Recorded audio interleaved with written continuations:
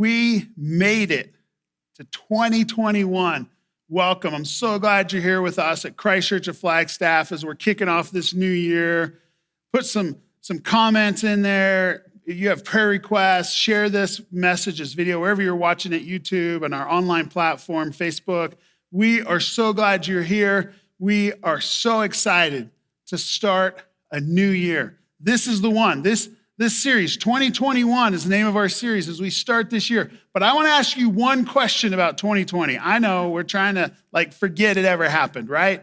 But it did. But let's think about something positive. Who is your favorite person?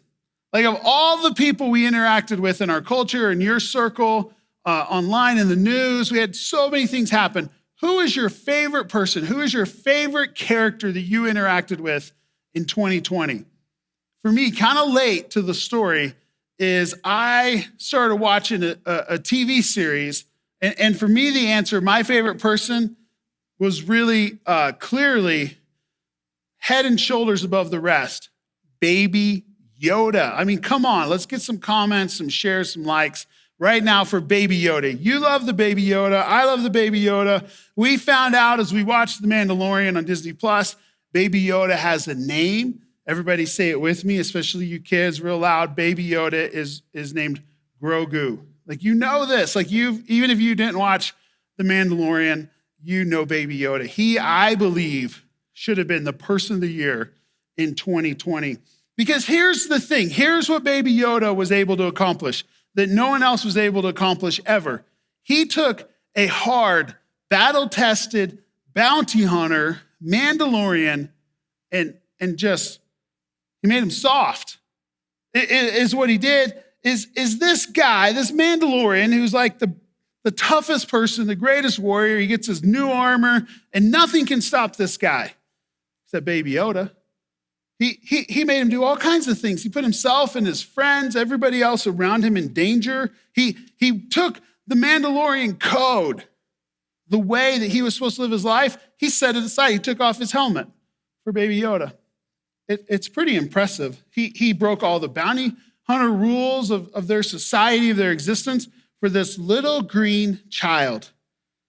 They didn't even speak the same language. How did Baby Yoda, how did Grogu have this impact on this Mandalorian, this guy who's above all of the fray of culture and all just lives by this code, this way?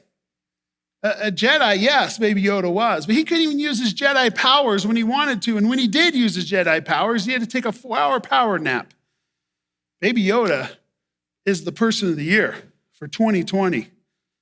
And what does the Mandalorian get out of this relationship with this child? Well, just a lot of people watching Disney Plus and a bunch of spinoffs, and he gets nothing, but somebody wins. I love Baby Yoda. He's awesome. Let's talk about the way of the child a little bit. Here's what I want you to do. If you have a Bible, you have an old school vintage paper Bible, wherever you are, or you're watching this on one screen, get your phone out, open up your Bible app. I want you to turn to Matthew.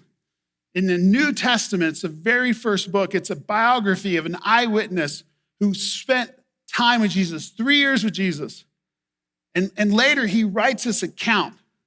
And there is so much we can learn there. And one day in this account, we see this story, and we see actually in all of the accounts of Jesus' life, the Gospels in our Bible, in our New Testament, someone asked Jesus this question: hey, Jesus, when you're in charge, when you're the man, your kingdom is real and taking over this Roman kingdom we have, this empire that we don't really care for, when that's gone and you're in charge, Jesus, how does someone become awesome in your kingdom?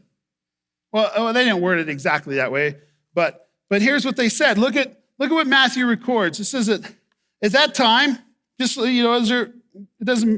when they were talking one day, the disciples came to Jesus. They asked him, who is the most important person in the kingdom of heaven? Jesus, how do we become the best in your eyes? When you're in charge, Jesus, how do we succeed? What's the win? What does success look like? What's a person got to do to impress you, Jesus? Because you're the man. We want to be cool in your eyes. And then Jesus, like he always does, I love this. He just flips the script. He look at this. Jesus called a little child over to him. He had the child stand among them. Now remember what's happening. Jesus is probably, from what we see in Luke and Mark's account of this situation, this conversation, he's maybe at Peter's house. This is weird, like context, but I think it's important. Like, check this out.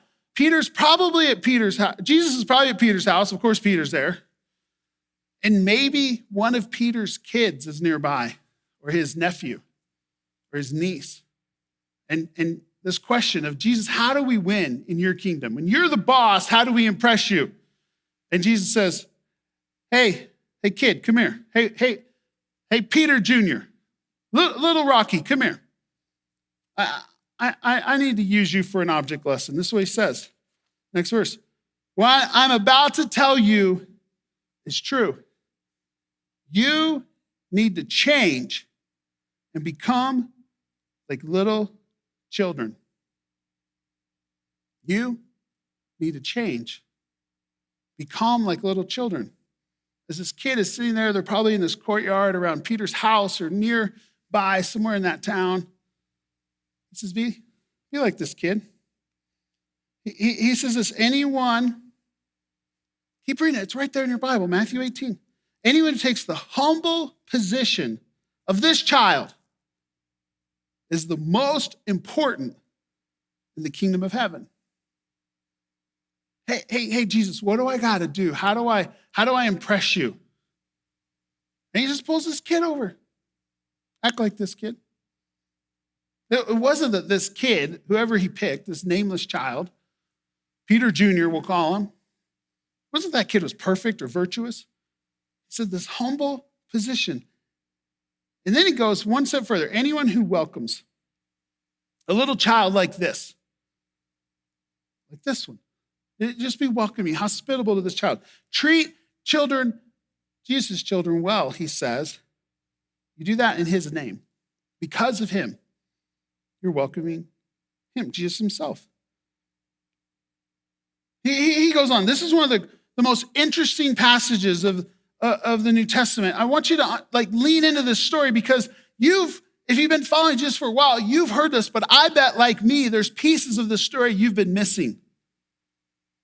Remember the question that starts, Jesus, how do I win? How do I overcome when I'm on your team? What's success look like? How do I get to the top? This thing being a Christian, being a part of a church, being on your team, Jesus, how do I win? And he goes, keeps going, like verse 6. You got to follow along on yours. We're not going to put on screen. If anyone causes one of these little ones, those who believe in me, to stumble. Did you catch that? He's using children to talk about us as followers of Jesus. Anyone causes one of these who follow me, believe in me, to stumble, it'd be better for them to have a large millstone hung around their neck and be drowned in the depths of the sea. Whoa! To the world. This is a warning. Jesus is so serious. This language is so strong. It's a curse. It's a warning to the world because of these things that cause people to stumble. Such things must come, but woe to the person they come through whom they come.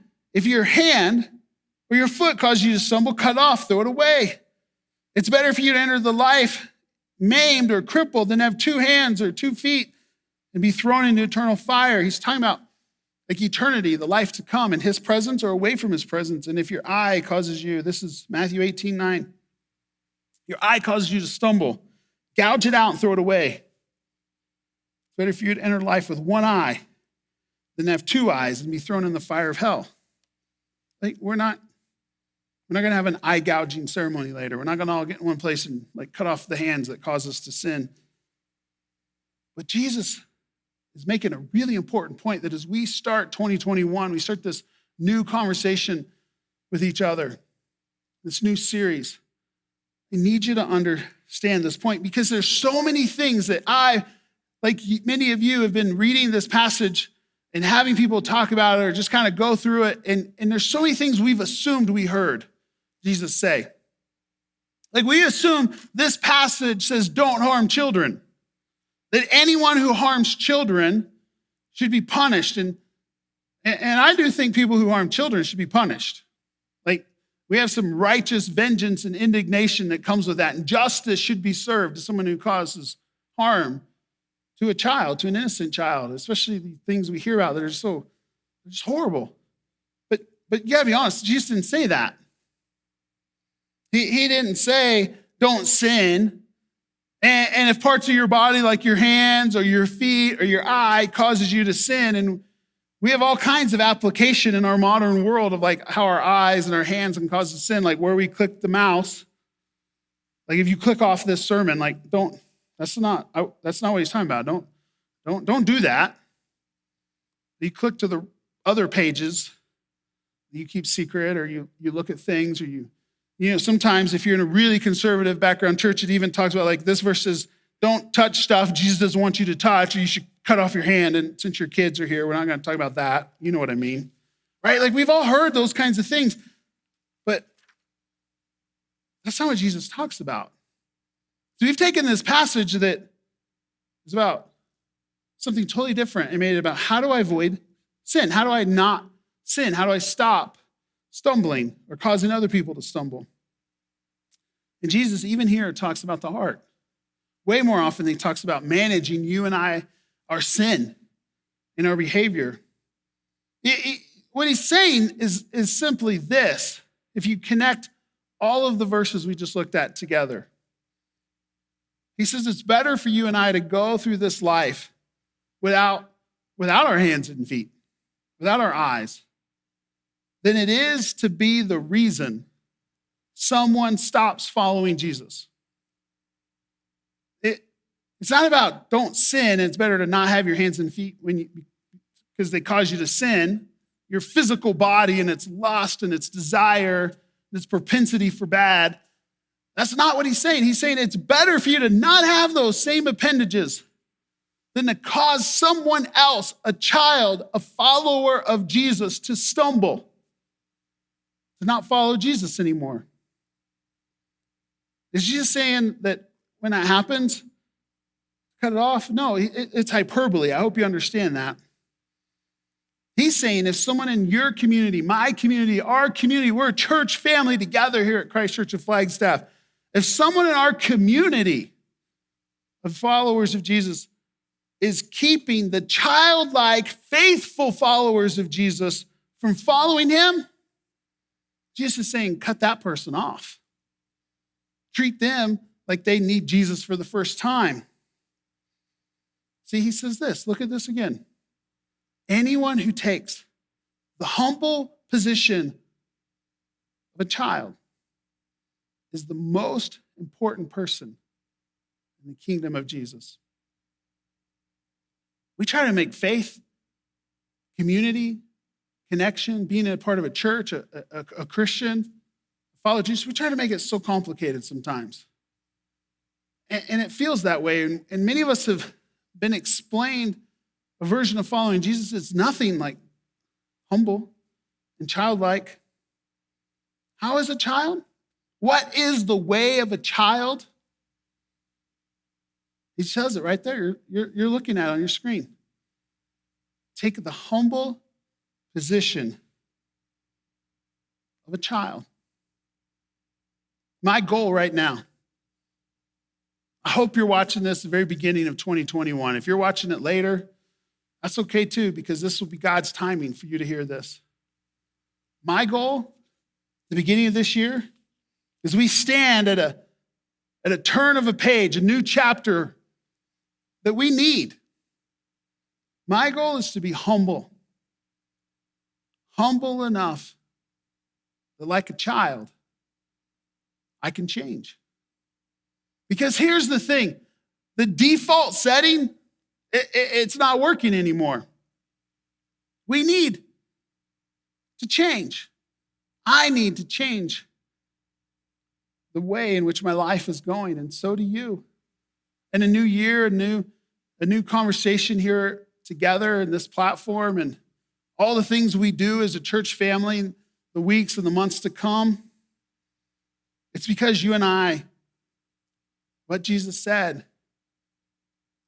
change and become. Look, wherever you've opened up your Bible, look at verse 3 of Matthew 18.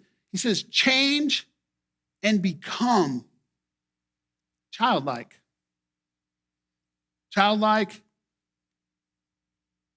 in my worship of God. Being humble enough to say, maybe the way I'm worshiping, connecting with God, it could be better. I could change and become more childlike in my worship. Maybe another place you and I could be childlike is in our relationship with other people. This year we've just finished, in this time and culture and world history we find ourselves in, it's just shown that some of our relationships aren't the way we want. And the cure is for you and I to be childlike, for the followers of Jesus, when we relate to those closest to us and each other, to be childlike in a humble position. And then to be childlike in my view of myself. To have the humility, the innocence, the purity, and the perspective of a child when I just look at myself. Am I living for my own pleasures, my own needs, and my own wants? Or could I be selfless? Friends, could this be the year? Could this be the year, the time, the turn of the page, the calendar, that maybe a little bit back to normal? But could it also be the year where not just we get back to normal and we feel better about things, we've overcome some of our challenges of 2020. Could this be your year and my year to become more and more like a child, more and more humble, childlike? See, the best way of life, it's the way, Jesus said, it's the way of the child. Remember the question, Jesus, who is the greatest in your kingdom? Jesus, when you're in charge, when the place where your will is happening, when what you want to happen is happening, Jesus, when we find ourselves in your kingdom, how do we win? He said, be like a child. Friends, that's what we're going to do. These next few weeks together, I'm not going to give you all the answers right now. I'm not going to answer the question, how do you become like a child? I'm going to ask you to do one thing. As we start this time together, this church service, this time of worship and connection, I'm going to ask you to do one thing. I'm going to ask you to make a commitment to be fully engaged for this month of January 2021. If you're here watching this in real time, I want you to be 100% committed to January. There are 4 more Sundays, 4 more of these worship experiences. And what's great right now is it doesn't have to be on Sunday. That's when you get your first opportunity to join us, to engage, to make comments, ask questions, to give us prayer requests. These are the things of engagement in the world we live in now. And we get engaged in all kinds of things and ways digitally. I want you to be 100% engaged in January. To maybe even find someone else who needs to be more childlike. Because that is the goal. That is Jesus' prescription of how to make this year amazing. How to make your life a little bit more like it needs to be, like you know it can be, how maybe it used to be or it's never been. You see, you and I need something different. We need to be something different. We need to grow and become, to change and become like children so that we can experience not just a year, but a life. We can experience worship and relationships. We can see ourselves in ways we've never seen ourselves before because of Jesus. He calls us to be childlike, my friend. You and I need this year. We need this year to be the one. We need 2021 to be so different. Could this be the year that Jesus shows us the path? We learn together and we walk together. We help one another follow him to be childlike. Could this be your year? That you and I become more like God's children.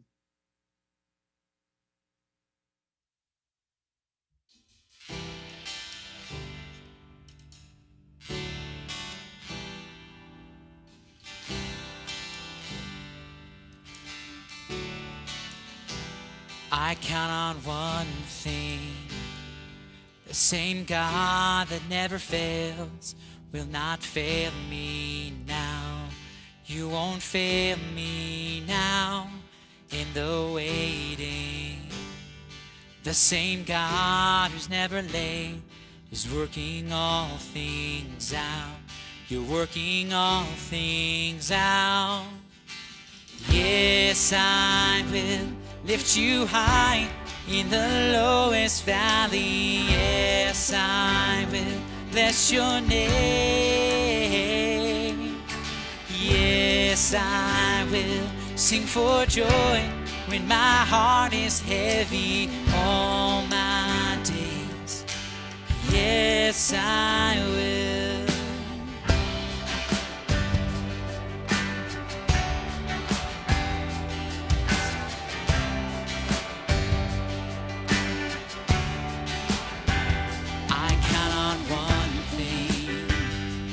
The same God that never fails will not fail me now.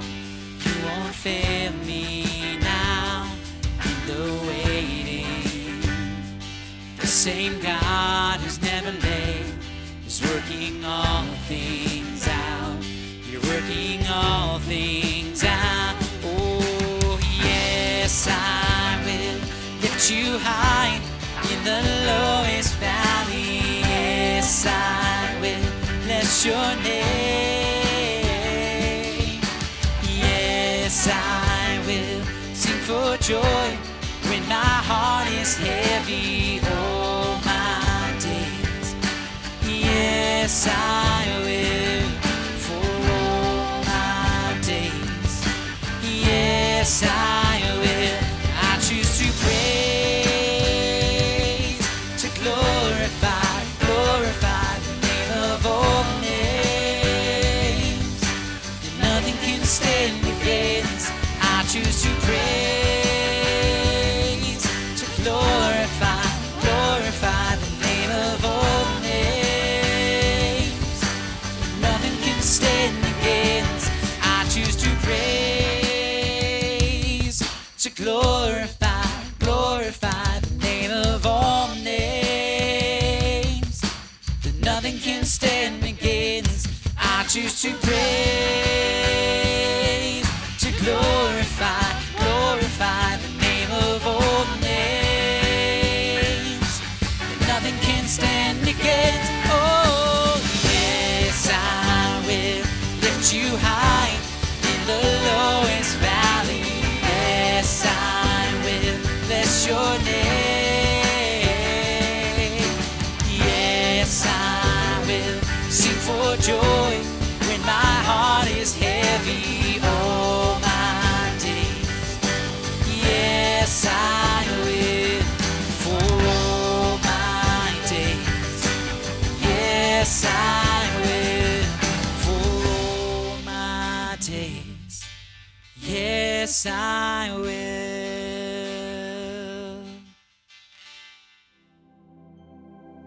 The song we just sang together is such a timely reminder as we are here and we want to be more and more like children in our faith. And what I love about worship and childlike worship is it really comes down to what will I choose?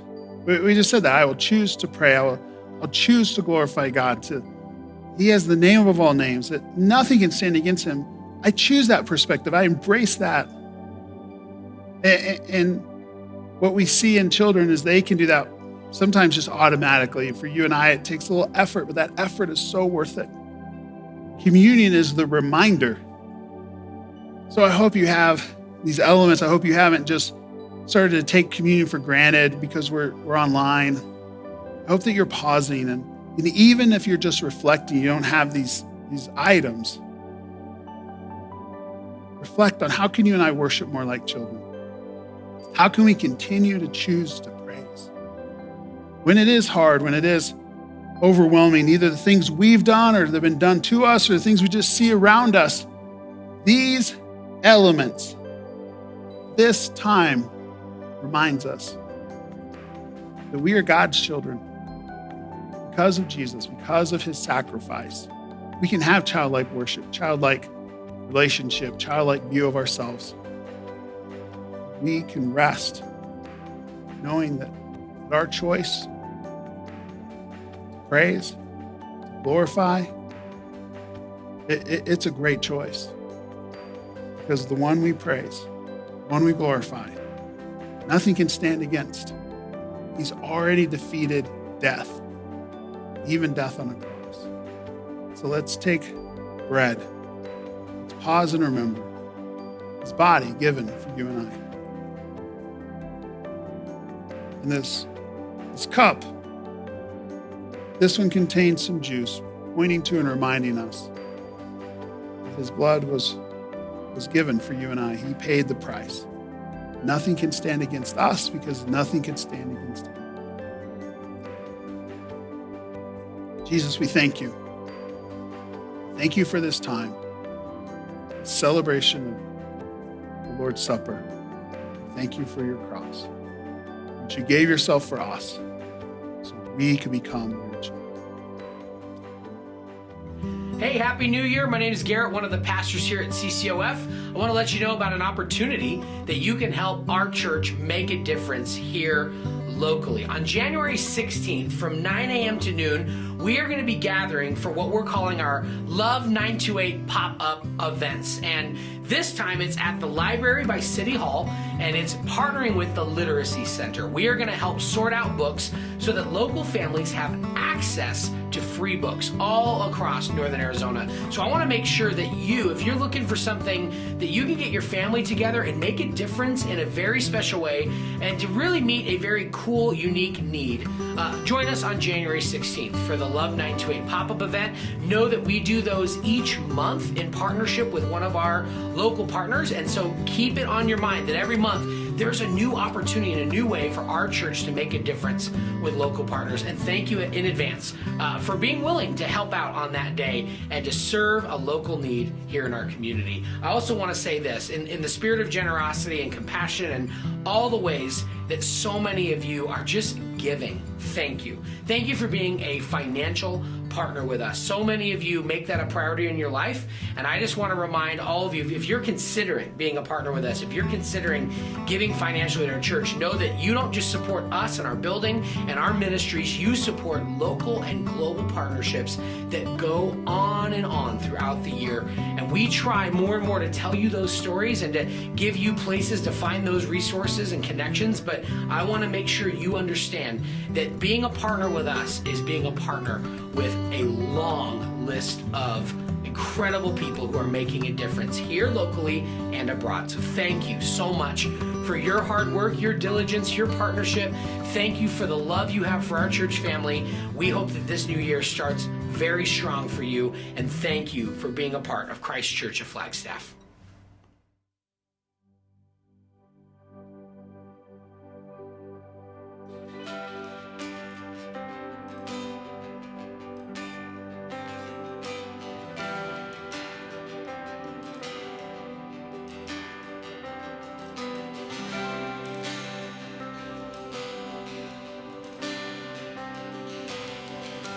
Your blood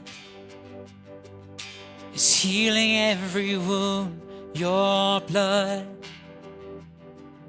is making all things new. Your blood speaks a better word.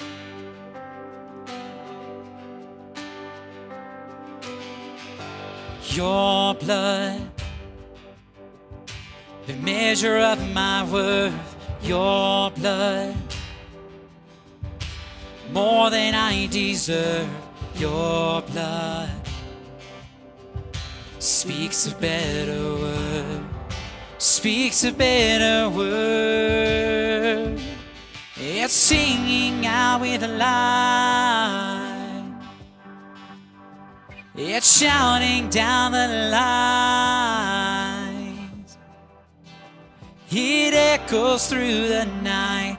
The precious blood of Christ speaks a better word, speaks a better word.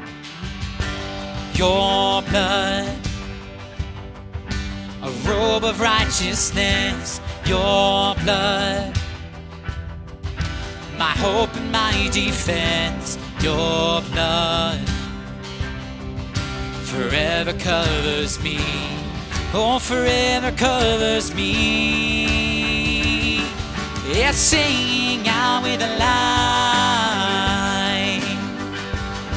and it's shouting down the lines. It echoes through the night. The precious blood of Christ speaks a better word, speaks a better word. It's calling out my name, and it's breaking every chain. It's making all things right. The precious blood of Christ speaks a better word, speaks a better word.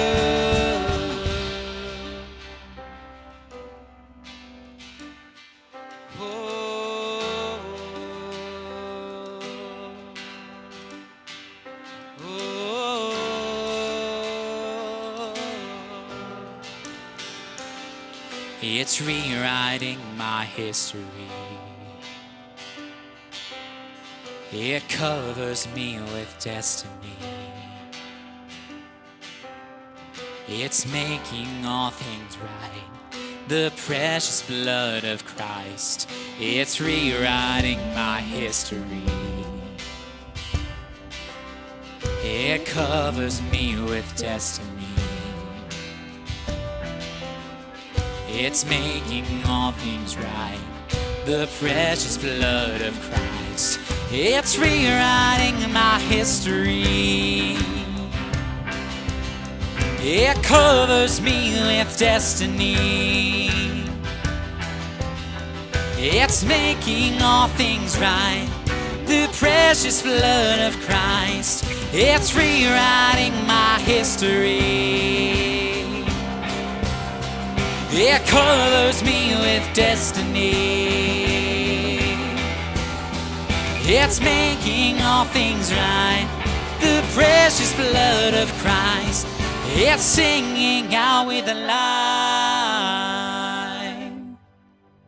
It's shouting down the line.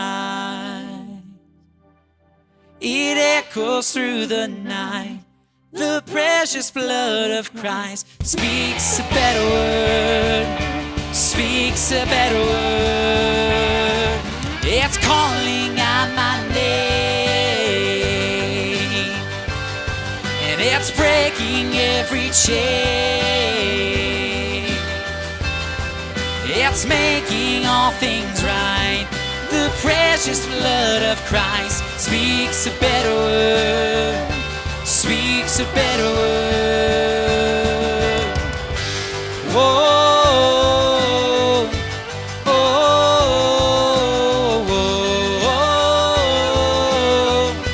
oh, oh, it's making all things right.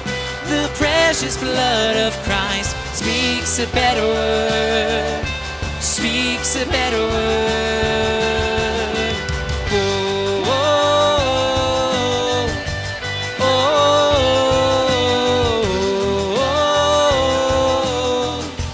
oh, it's making all things right.